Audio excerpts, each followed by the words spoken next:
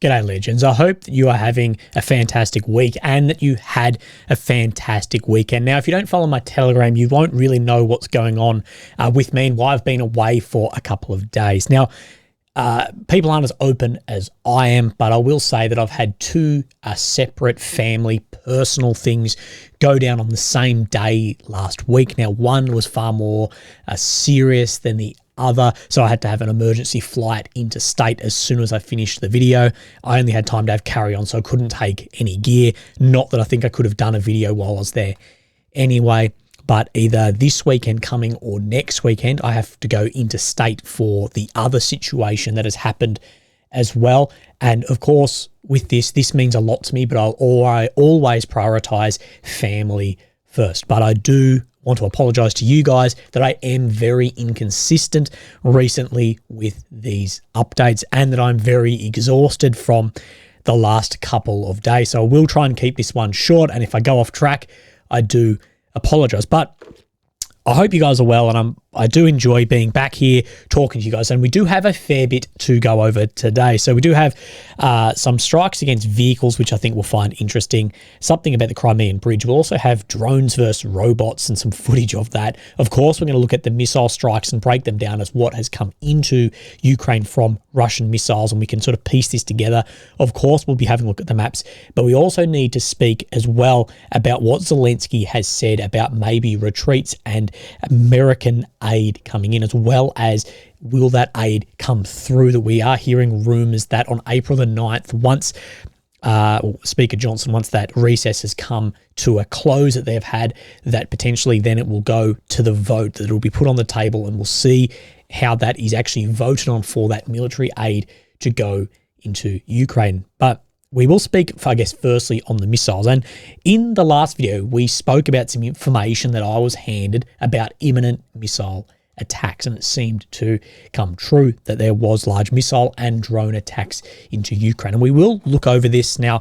It is hard to look back on what has happened because more information comes through. It's actually easier to do at the time. But we need to talk about something we've spoken about, that there seems to be a lot more success with these Russian strikes going into Ukraine, and I believe there are multiple reasons for this. Now, as well, we do know that Ukraine has an ammunition and air defense shortage, and that is spoken about mostly. But I believe, just as important to that, we actually have seen that the procedures and the use case for these missiles, Russia has actually become better at doing that, and the striking and the intelligence of where items will be too. It's not just one thing, it can be multiple as well. We see this on the front line as well. Now that there's an ammunition shortage, that's not the only reason that Russia is advancing, that Russia has changed its procedures and training and learnt from that, and has become, in areas, a better fighting force on the front line as well. And we can't just shy away from that. We need to speak the truth when we know things are true.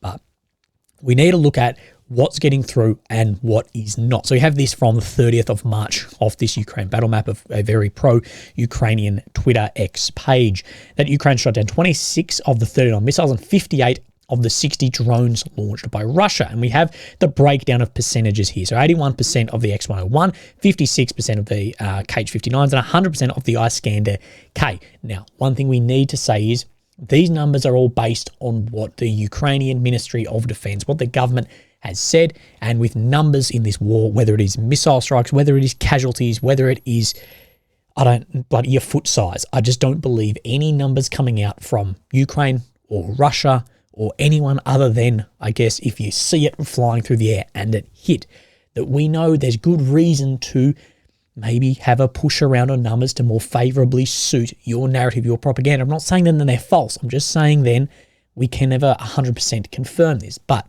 interestingly, and there's something we spoke about in the last couple of videos, was then 0 of the Kinzhal, these are the hypersonics, and 0 of then the Iskander M's, and 97% of the drones. Of course, the drones in this will be the easiest to shoot down, but this does tell us a lot about not only the targeting, but the lack of systems in Ukraine as well to engage these systems. Now, we see this only out from then today, that 9 of 14 of the X-101, 0 of the KH-59, 0 of the Iskander M, and 80% of the Shaheeds too. Now, this is telling us that some are getting through and some aren't. So The X-101, the KH-59, the Iskander-K, these are cruise missiles or guided missiles that Ukrainian air defenses like the Buk, the NASAMS, and IRST can intercept. Your Kinzhals, your Zircon, your Iskander-M, these are ballistic or hypersonic missiles, not the Iskander, but they're all ballistic missiles. And these can only be intercepted if they can be intercepted by the Patriot systems. Now, Ukraine only has 3 batteries of these. Now, whether they're out of ammunition of these or whether these systems are just being used where the batteries aren't, that is up in the air, up for discussion. But we are seeing that these are getting through, and there's only so many systems that can actually then engage these. And there is an increase in procedural use of these by Russia, using them where the systems aren't or getting through the systems, or just more of them to tie them up, or a lack of actual interceptors for those systems as well by Ukraine and US support. So what did some of these hit? Well, we, as always, don't have everything that was hit, but what we do know is by this footage here, the Kremenchuk hydropower plant was hit then with an Iskander-M. Actually, 2 of them have struck. First and then second strikes we have here. More of this footage coming out. It is very illegal to take this footage in Ukraine. We have the first on the dam itself, and then on the power generating facility, or like the, what do you call this? Like the substation here off to the side. Now, we have then this geolocated to here. This is the Kremenchuk power plant here. And of course, the other dam that was hit a couple of days ago was then down in Zap Oblast here, of course, Dnieper River, which runs basically north to south through Ukraine. Now, this is very interesting, of course, hitting power generating facilities. Oh, I don't want this. Now, what we do have is that DTEK, who is Ukraine's largest private energy company, has said that 80% of the thermal generating capacity has been taken away, that 5 of the company's 6 thermal power plants have been severely damaged, saying the attacks were very effective and the damage to many electricity generation and distribution facilities. So those attacks have been effective in what they're trying to do, and we do know that there has been a lot of power outages, hundreds of thousands around the country out of power, including areas in Odessa, Kharkiv, that they've increased targeting. And to break those down like we did, that's the reason we're seeing an increase in this. But we also need to say there is increase in some of these systems. A lot of these systems we're now seeing with decoy flares on them, we're seeing them used in other areas, and that comes down to, like we've spoken about, that Russia does seem to have now a huge jump in its ability for reconnaissance and surveillance within Ukraine, whether that's by drones, whether it's by whatever was launched into space everyone was worried about. It does seem that they can track where things are better. That's what the reason these missiles are having more effect on target. I think a lot of these drones, which are significantly cheaper than the missiles, are being used to tie up some of those systems as well. Now, we have seen as well a couple of strikes that I just want to draw your eye to, because I think these do tell a similar thing as well. So this is down in Kudakove, which is just out from then Mariinka. So let's have a look. So this is Mariinka here, Kudakove. Let's zoom right out. So we're talking down sort of where my mouse is down here. We have seen a glide bomb then struck a railway bridge in here. Now, this is nothing new, but what I am drawing this for is we have seen an increase, in my belief, of accuracy of these glide bombs. Now, this is said to be a Fab 1500 with the kit, the glide kit on them, of course, a rudimentary wings and a guidance system as well. But what I'm pointing out is you have the normal bridge, the railway bridge here. It is impressive to have a glide bomb that is launched 30, 40 kilometers behind the line, just a gliding system, be able to strike something like this. And this is something that we have really seen, that these glide bombs at one stage were just sort of, flung in, and now they're getting more and more accurate at a significantly cheaper price than weapon systems to have a strike like this would have been previously. So I just thought that was interesting as well. We have seen more targeting of Ukrainian air defense systems as well. Now, firstly, it's right up here near the Kharkiv Oblast as well. So what we're talking about is we have Kharkiv Oblast that's up in this region here, Konstantinivka. Now, this was originally reported that a Patriot had been hit just by pages, and It's not. It was an S-300 system, all the same. Air defense is incredibly crucial in Ukraine. You can see then the radar system here. There are some small fires burning. We're not sure why. People are saying that maybe it was to create some thermal sort of deterrence for it, or potentially a smoke screen. We don't really know, but we skip forward and we can see burning here, and then we will see the footage does cut in and out, but the S-300 system here was then struck. Just give it a minute. Oh, I should have given it the minute. So we do see strikes on target here, and you can always tell when something air defense has gone off because you can see those sort of firework display of those being hit. So yes, it's nowhere near as important as something like a Patriot, but at the end of the day, air defense in Ukraine is incredibly limited right now, artificially limited by Western support coming in, and every piece is very, very important as well. Now, that will do us for speaking about the missiles and the increase in success there. We need to talk, before we have a look at the maps and some other footage, we need to talk about what Zelensky and Elon Musk has said. Now, firstly, Elon Musk is not a military guy. He never served in the military. He's a computer bloody whiz-bang dude who, does engineering. And in a lot of my eyes, actually, I'm very, I question a lot of Elon Musk's decisions publicly with affecting stock prices and shareholders, both in lies positively and negatively too, but also that Starlink is one of, if not the only reason that these drones are flying in the air as well. And it is funny, the negativity sometimes towards that for such a lifeline. But I need to say, Elon Musk, he's no different to you or I making a comment. He just has a much larger following. So before we go over Zelensky, we'll look what he says. He says, the tragic waste of life for Ukraine to attack a larger army that had defense in depth, minefields and stronger artillery when Ukraine lacked armor or air superiority. Any fool could have predicted that, speaking about the counter-offensive. And he's not wrong in this. With that huge defensive works not having air superiority or the amount of armor needed, it was never going to succeed greatly there. My recommendation a year ago was for Ukraine to entrench and apply all resources to defense it. Even then, it is tough to hold land that doesn't have strong natural barriers. So it's very flat, open ground, not too many waterways. Many people did this. It was the best offense to sit in defense and wear down those Russian forces. There is no chance of Russia taking all of Ukraine, as the local resistance would be extreme in the west, but Russia will certainly gain more land than they have today. And we have seen, you'll see in the map soon, they have been gaining more and more ground. And saying here, the resistance by just Ukrainians in areas like Kyiv or Dnipro or Lviv are just going to be too strong and have too many private citizen resistance there to ever actually hold it. You're never going to have enough policing there. But the longer the war goes on, the more territory Russia will gain until they have the Dnipro, the river we're talking about, which is tough to overcome. However, if the war lasts long enough, Odessa will fall too. Now, we need to talk about Odessa. We'll have a look on the map just to show you. So this is Odessa down here, the last part in the south that has access into the Black Sea. And if Odessa were to fall, it would be catastrophic for Ukraine's economy and how reliant it is on the Black Sea and the countries around Ukraine that aren't happy with any of the products that should be going at the Black Sea going through their borders. I should say, like on the missiles, a heap of those strikes are heading into Odessa too. Whether Ukraine loses all access to the Black Sea or not is, in my view, the real remaining question. I recommend a negotiated settlement before that happens. And we have seen Musk has always been on that sort of pro-peace, pro-negotiated stance. Many will say this then makes him a Kremlin puppet, Putin's best mate, whatever.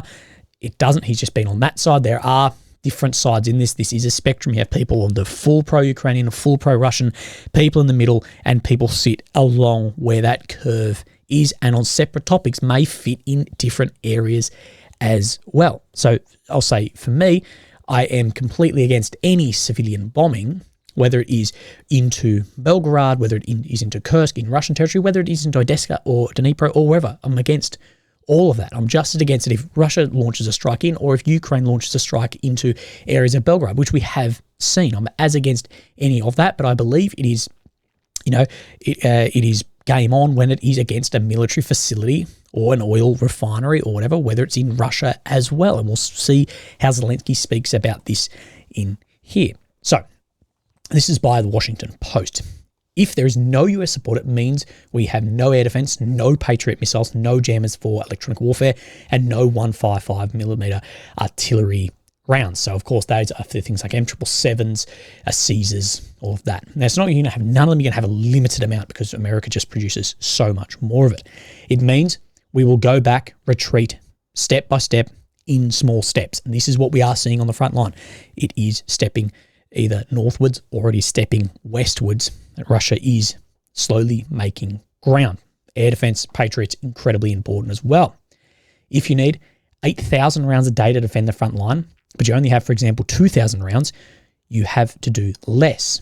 How? Of course, to go back, make the front line shorter. If it breaks, the Russians could go to the big cities. Now, we've spoken about this. A problem that both Russia and Ukraine have is just the sheer length of this front line that they're either attacking or defending. So Avdiivka is a great example of this, but let's go up into Seversk and talk about this. So look at the length of the front line, whether it's sitting between Soledar all the way up into Kremenar here. But if this were to close through here, of course, that front line gets reduced sometimes in half or less. And Avdiivka was a good example of this, but the problem is two-pronged. One, well, then you're defending. It goes from this to this. You're defending less ground, but it also means that Russia's forces are going to be compacted as well, and you're on the offensive in a smaller territory as well. So it is two-pronged. And this is why I've spoken at length about could somewhere like Belarus open another front line somewhere just to draw troops away. And many speculated the attack on Kyiv with just the amount of Russian forces that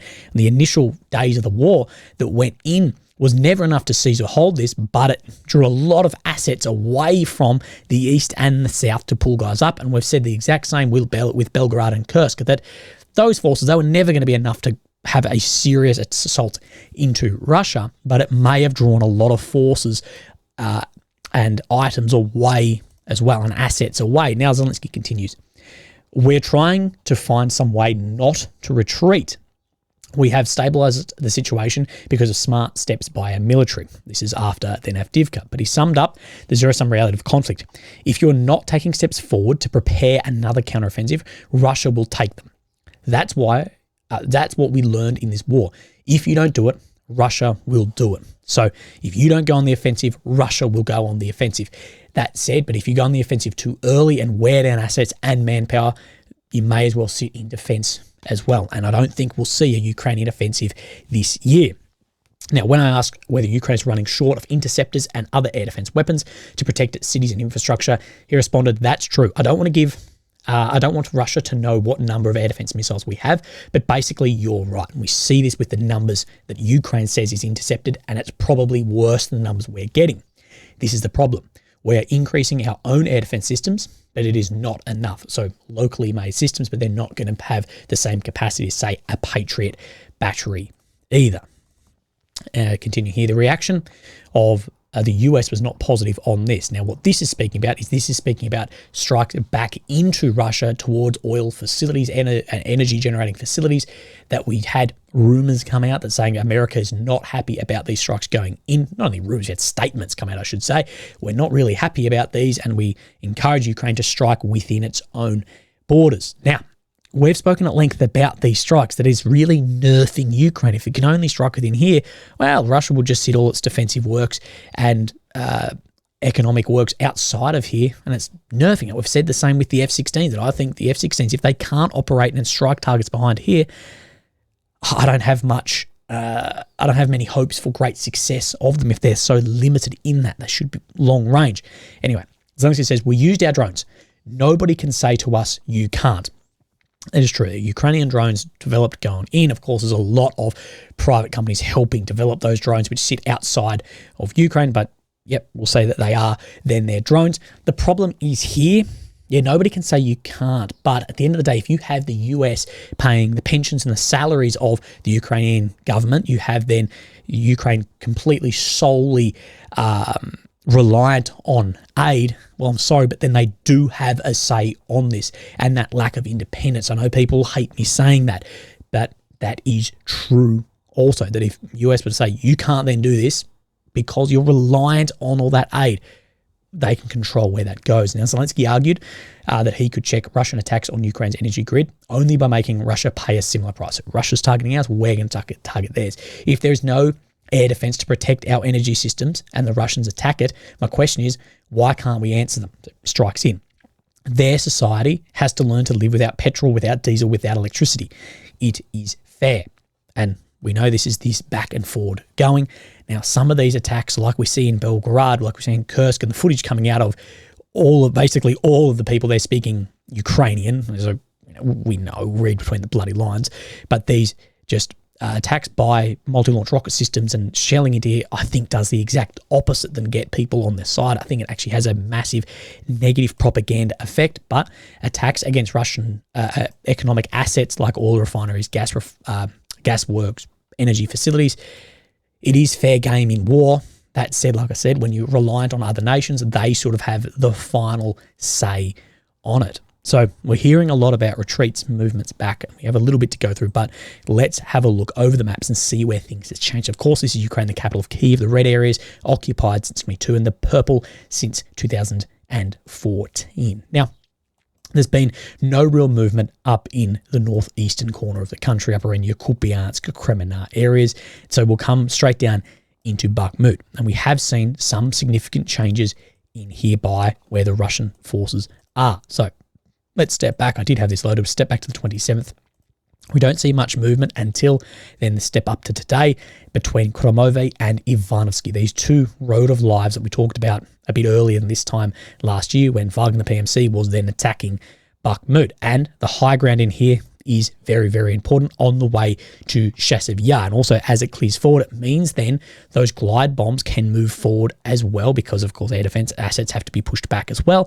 We know that both Chasiv Yar and Kramatorsk are being hit with those glide bombs as well. And they're having a big, big effect on frontline areas. Now, let's see how this is backed up then by Syriac maps. What we'll have here is this is the Kromove road of life through this area, and it's just saying there has been an advancement here. So very similar areas shown on the maps of where ground has been made, and I actually believe the Ukrainian map here is showing significantly more ground being through this paddock here than the Syriac is showing. But during the last 3 days, Russian army managed to capture the first trenches of the Canal micro-district of Chasiv Yar, which has now been 500 to 800 meters from Russian forces. So heading into Chasiv Yar, and that's where the ground really starts flattening out. I'll show you tomorrow probably of where the high and low ground sit around these areas. Now, we will just move then down to the south a little bit and we'll come into Avdiivka. We'll step back a couple of days and we'll talk about some specific areas of Berdyachi, Semenivka as well. And we'll talk about Berdyachi and some interesting attacks that have happened there. So just for now,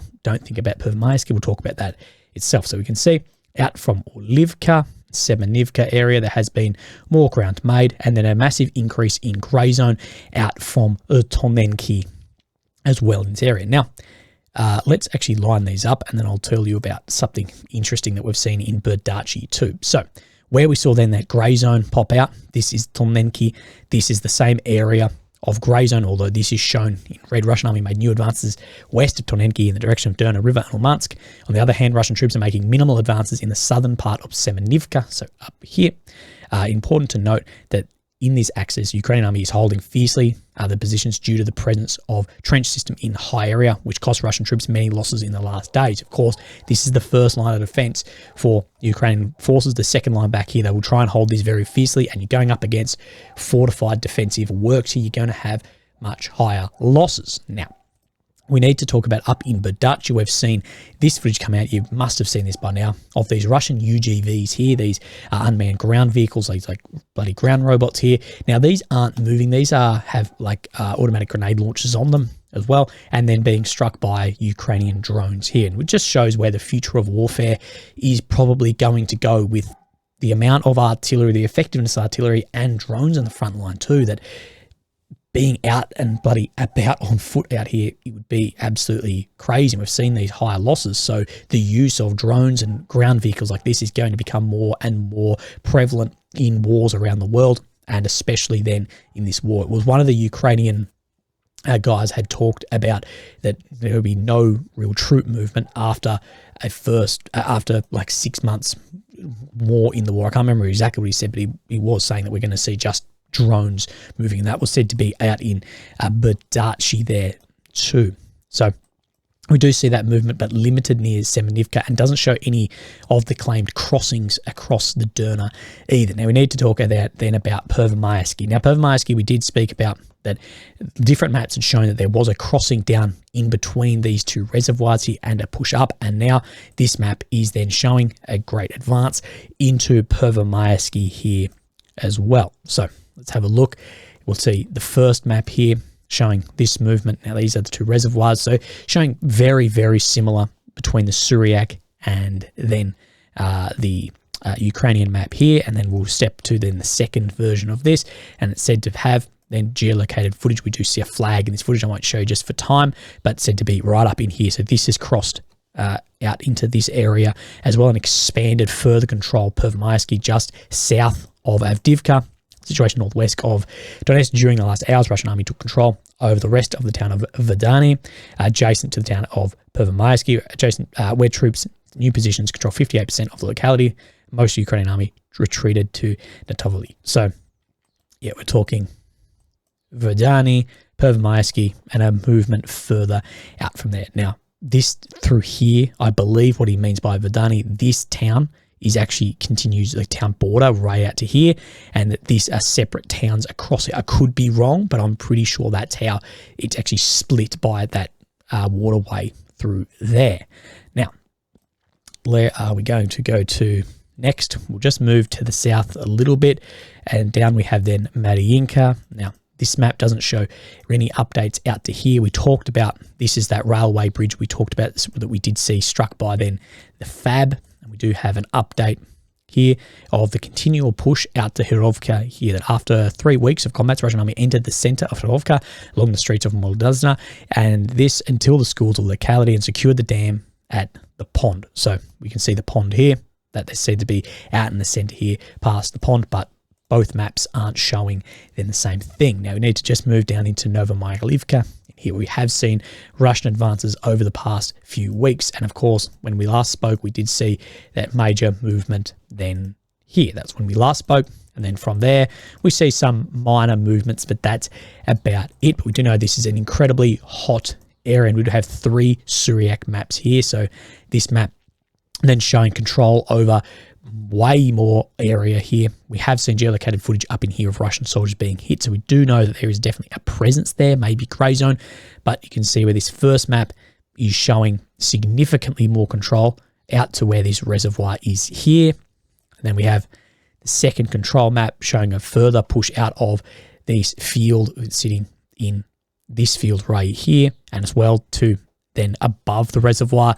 And then the third map here showing then that it is controlled way through where my cursor is going here, as well as then a push down into the south here, and showing that this is under control as well here. Russian army restart advances along Novomykolivka and reached large trench where clashes with Ukrainian army are taking place. So these maps do show very different. Like always, we do like to see when the maps do show the same thing, but we will say that the Russian map is showing more something like this. Well, I should say the Syriac map there. I won't brand them with being biased or not. Maybe there is some bias, but in my opinion, they are very, very close to bang on a lot of the time, typically way in front. Now, come down to Robotny. We haven't seen any changes in here for a while. This is the area where the two maps are very, very separate. So we see here what Russia's trying to do, of course, is regain the fortifications of the Surovikin line that's sitting here lost from Ukraine's offensive last year. But said that they have had an increase in control just to the northwest of Verbove here. Situation is at the front, same area. During the last 5 days, Russian army made consolidated new gains northwest of Verbove. Clash between both sides of Robotny continue without changes. So it's showing that a lot of Robotny is under Russian control, that this area through here is under Russian control. But again, we like it when things line up. But the MOD has spoken about movements at the front too, saying Russian forces have maintained a gradual advance west of Avdiivka. In late March 24, they almost certainly took control of villages Tonenki and Olivka. These are the areas just to the west of Avdiivka, and we know they've come under control.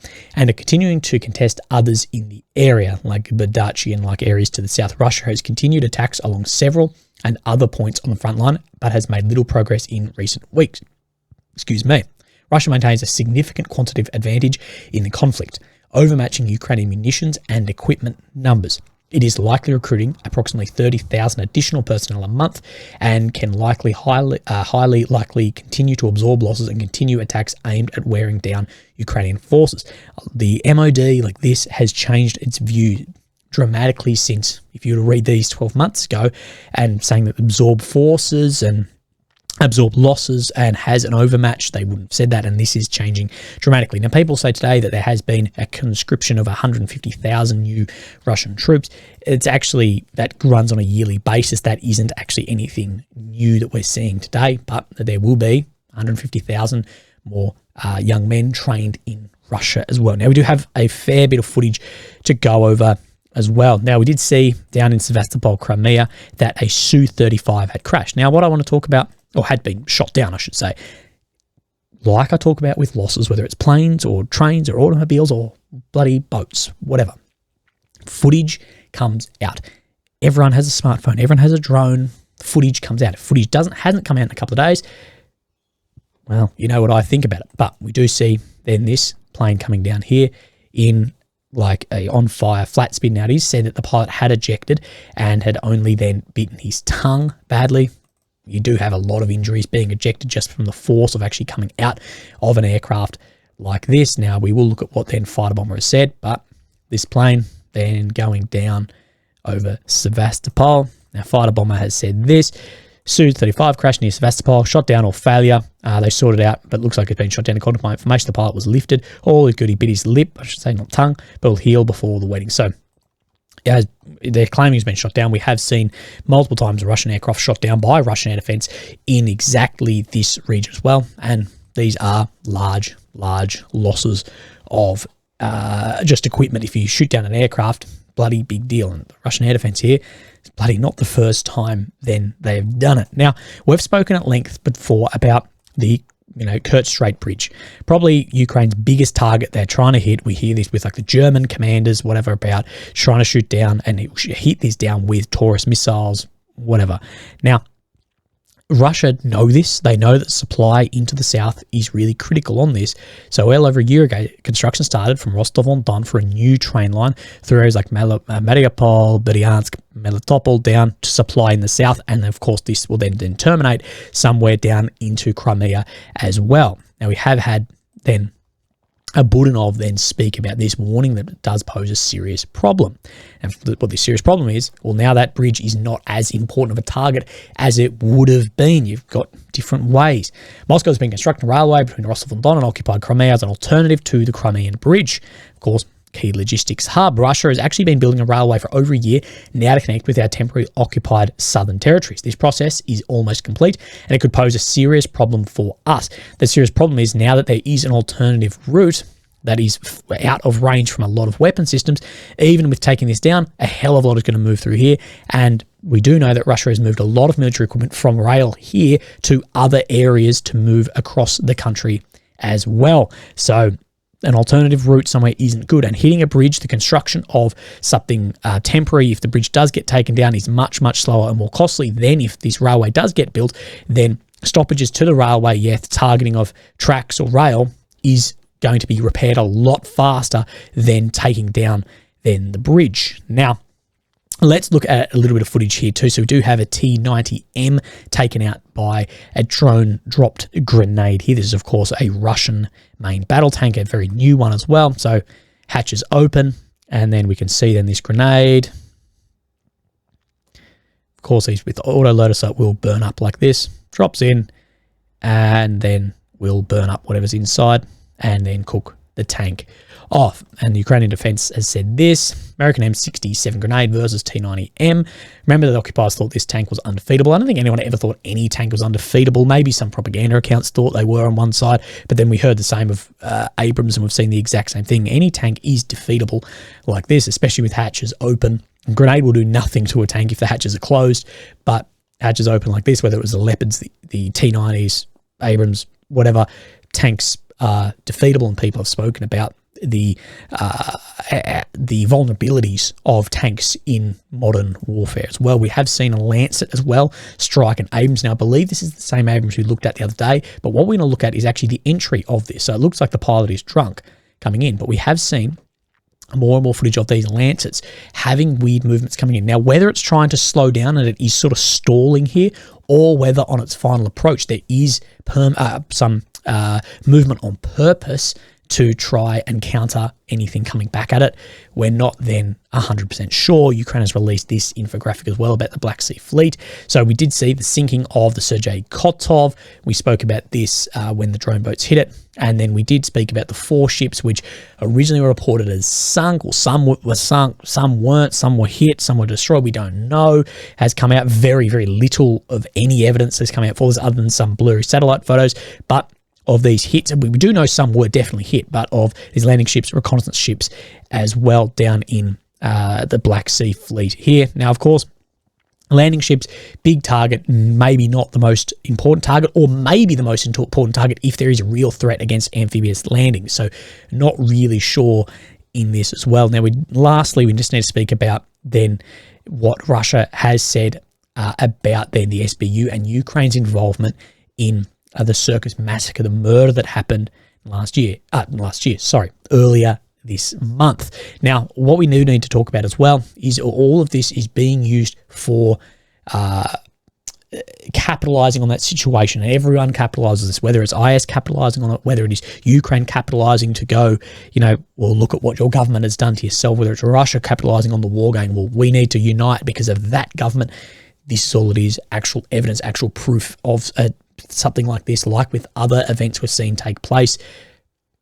Yep, we're probably never going to get to the bottom of exactly what has ever actually happened. But this is from Minister of Foreign Affairs. Russian demands on Ukraine after International Convention of Suppression of Terrorist Bombings and the International Convention for the Suppression of Financing Terrorism. That the bloody terrorist act committed on 22 and shocked the whole world is not the first terrorist attack against our country in recent times. And Russian authorities indicate all traces lead to Ukraine. We saw this claimed very early on, but also very early on, the US and Ukraine said that we had nothing to do with it as well. And they also point out of movements that have happened in St. Petersburg at cafes. We have seen that, as we also have seen targeting both people who are considered propagandists or in the government, as well as raids across into Belgorod and Kursk by then the Russian Volunteer Corps, of course, 100% backed by Ukraine, if not Ukrainians going in because they were speaking Ukrainian. But in this regard, the Russian Foreign Affairs conveyed to the Ukrainian authorities demands within the framework of the International Convention on Suppression of Terrorist Bombings, the ICBT, and the International Convention on Suppression of Finance Terrorism, the ICFT, for the immediate arrest of extradition of all persons involved among these terrorist attacks. Now, in this is the head of the SBU, this V. Malyak here. Now, of course, I'm not going to hand anyone over and people go, well, if it goes one way, it has to go the other way for terrorist actions that have happened as well. More what people are thinking here is these international conventions for terrorist works, these actually appeal to a lot of countries and may, if there has actually been terrorist stuff done, there may be some problems with further financing into Ukraine as well. And that's more what Russia is probably trying to capitalize and lean on rather than knowing that anyone is actually ever going to get extradited as well. So it is, there's a lot of plays in here that may be not as obvious as it may seem. Saying Ukraine's violation of its obligations under the anti-terrorism conventions will entail its international legal responsibility. And that's what we spoke about, that can they show something here that these frameworks have to be enacted, even if people don't want to do it, maybe it has to be enacted and put forward and will limit supply into Ukraine from the West, potentially. We just don't know. But with an attack like this, like with anything, people will jump on and use it to push their narratives first, whether right or wrong. It's just the way things will be done. And I don't believe we're any closer now to we were on the same day of what actually happened and who's actually responsible for that attack. And I'll leave it for you guys in the comments to talk about that. Now, apologies, this video went a lot longer than I'd hoped, but please look after yourselves. Have a great day. Tell your family you love them, and I'll speak to you soon. Thank you. Bye-bye.